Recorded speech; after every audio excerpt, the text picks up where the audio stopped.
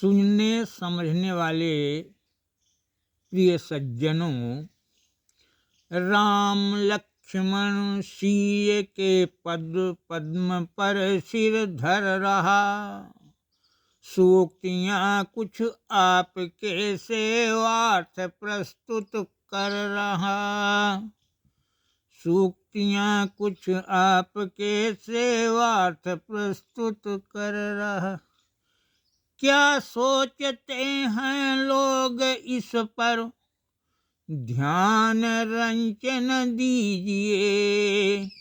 अपने विषय में आप ही सम्यक समीक्षा कीजिए।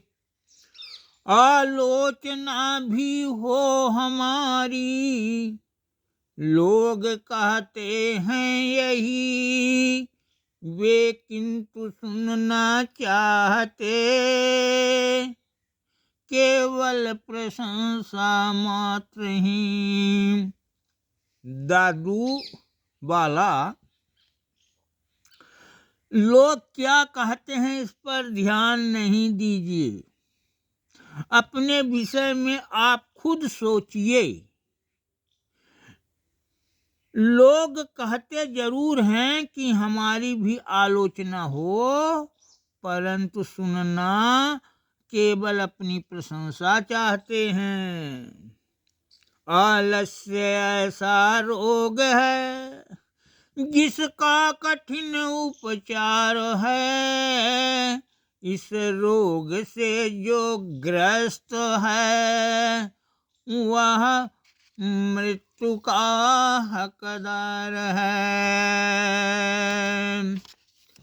आलस्य से जीवन बिताना आत्महत्या तूल है। अति कष्टप्रद यह नाशकारी अवगुणों का मूल है। आलस्य नहीं करना चाहिए। आलसी का जीवन व्यर्थ है। वह मनुष्य को बहुत कष्ट पहुंचाता है। जो पहुंच जाते उच्चता में ख्याति मिलती है उन्हें। उच्च पद में पर उड़ाकर कौन ले जाता उन्हें।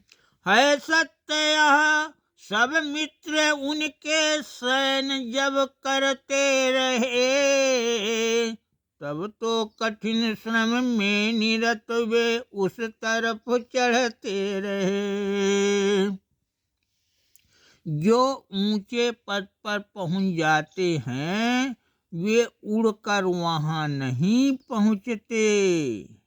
जब उनके मित्र सोते रहते हैं तब वे कठिन परिश्रम करते हैं और उस कठिन परिश्रम से वे उच्च पद को प्राप्त कर लेते हैं।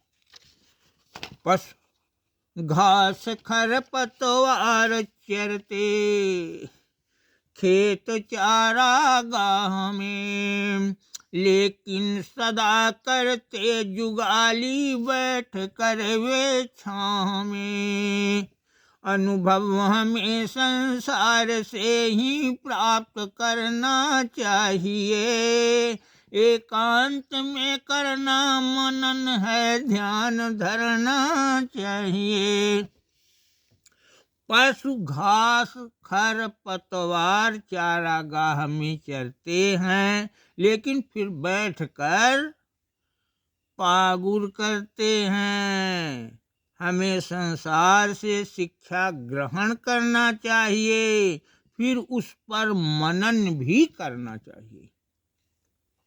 संकल्प यदि हो दृढ़ सफलता हाथ लगती है सदा।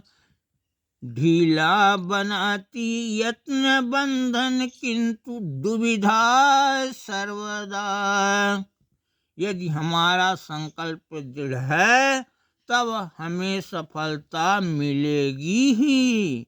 यदि प्रयत्न करते समय मन में दुविधा हो गई है, दुविधा, करूं कि ना करूं, तब सफलता हाथ नहीं लगती है। दीवाल के भी कान होते, लोग कहते हैं यही, देखा किसी ने ही नहीं तो बोलिए क्या सच सही। आती नहीं है वस्तुएं कुछ तो हमारे दृष्टि में, निर्वाद अनुभव कर रही हैं इंद्रियां ही सृष्टि में। लोग कहते हैं कि दीवालों के कान होते हैं, क्या यह सच है? यदि सच नहीं है तो गुप्त बातों का प्रसारण कैसे हो जाता है? कुछ वस्तुएं तो हमारे दृष्टि में नहीं आती हैं, पर वे इंद्रियों को अनुभव जरूर करा जाती, इसीलिए ऐसा कहते हैं। था आज से पहले यहाँ पर एक उत्तम धन यही, सब वेश संग चरित्र धारण में रहे तल्लीन ही। पर आज की तो बात ऐसी, वेश हैं सब ओढ़ते, लेकिन चरित्र उतार अपना तीर्थ में है छोड़ते। आज से पहले लोग वेशभूषा के साथ साथ चरित्र परायण भी हुआ करते थे, लेकिन आज वेश तो संतों जैसा धारण कर लेते हैं, परंतु चरित्र तीर्थों में जाकर त्याग आते हैं।